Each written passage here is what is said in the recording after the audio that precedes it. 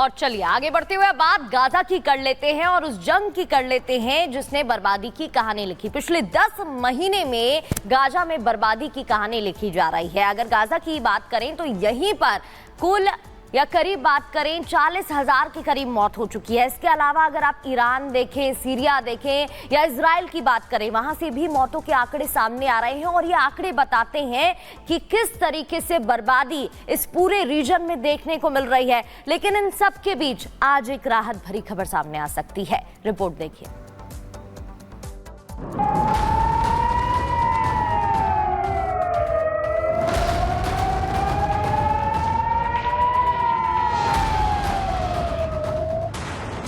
मध्य पूर्व का महायुद्ध भीषण होता जा रहा है।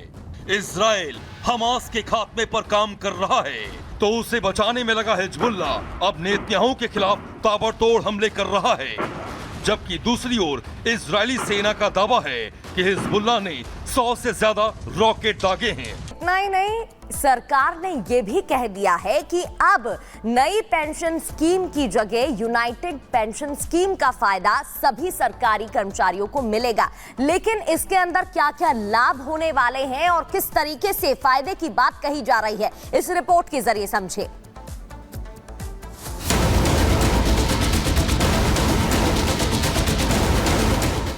मोदी सरकार ने सरकारी कर्मचारियों को बड़ी सौगात दी है।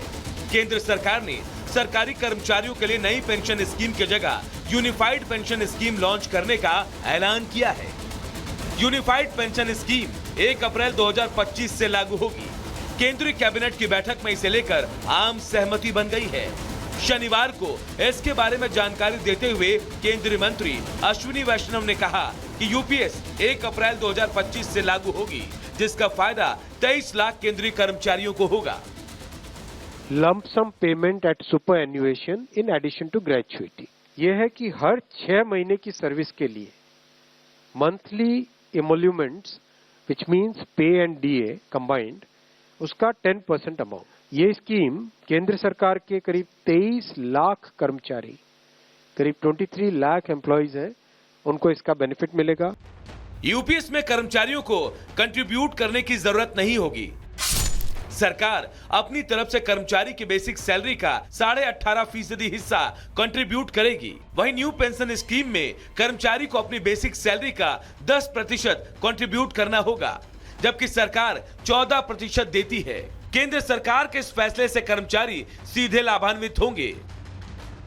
हालांकि सरकार का कंट्रीब्यूशन बढ़ने से सरकार पर 6,250 करोड़ रुपए का अतिरिक्त भार बढ़ेगा, लेकिन ये सरकारी कर्मचारियों के लिए बड़ी राहत लेकर आएगा। कर्मचारियों पर इस स्कीम का भार नहीं पड़ेगा।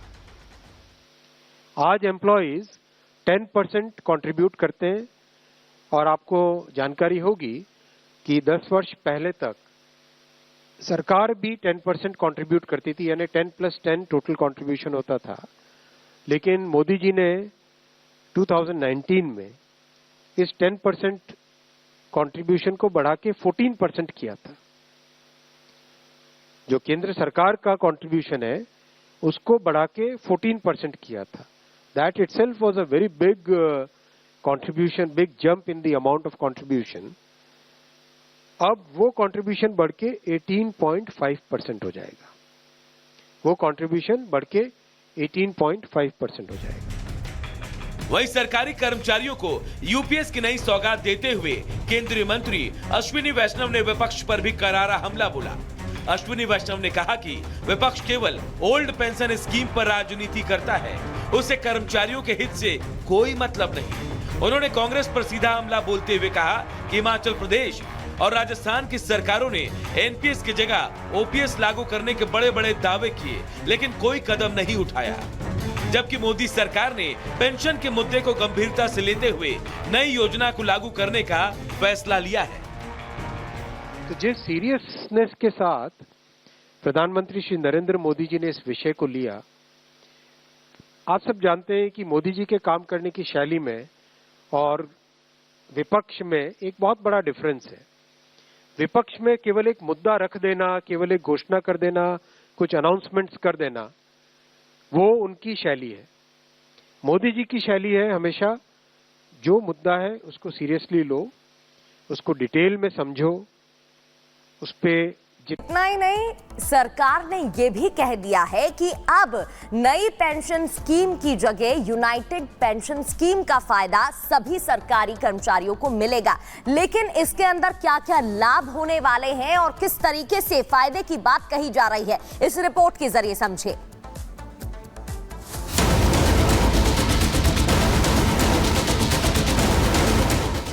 मोदी सरकार ने सरकारी कर्मचारियों को बड़ी सौगात दी है। केंद्र सरकार ने सरकारी कर्मचारियों के लिए नई पेंशन स्कीम की जगह यूनिफाइड पेंशन स्कीम लॉन्च करने का ऐलान किया है। यूनिफाइड पेंशन स्कीम 1 अप्रैल 2025 से लागू होगी। केंद्रीय कैबिनेट की बैठक में इसे लेकर आम सहमति बन गई है। शनिवार को इसके बारे में जानकारी देते हुए केंद्रीय मंत्री अश्विनी वैष्णव ने कहा कि यूपीएस 1 अप्रैल 2025 से लागू होगी, जिसका फायदा 23 लाख केंद्रीय कर्मचारियों को होगा। Lump sum payment at superannuation in addition to gratuity, यह है कि हर 6 महीने की सर्विस के लिए मंथली एमोल्यूमेंट्स विच मींस पे एंड डीए कंबाइंड, उसका 10% अमाउंट। ये स्कीम केंद्र सरकार के करीब 23 लाख कर्मचारी, करीब 23 लाख एम्प्लॉइज हैं, उनको इसका बेनिफिट मिलेगा। यूपीएस में कर्मचारियों को कंट्रीब्यूट करने की जरूरत नहीं होगी। सरकार अपनी तरफ से कर्मचारी की बेसिक सैलरी का 18.5% हिस्सा कंट्रीब्यूट करेगी। वहीं न्यू पेंशन स्कीम में कर्मचारी को अपनी बेसिक सैलरी का 10% कंट्रीब्यूट करना होगा, जबकि सरकार 14% देती है। केंद्र सरकार के इस फैसले से कर्मचारी सीधे लाभान्वित होंगे।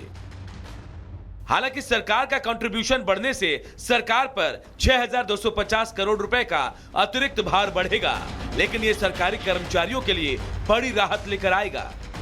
कर्मचारियों पर इस स्कीम का भार नहीं पड़ेगा।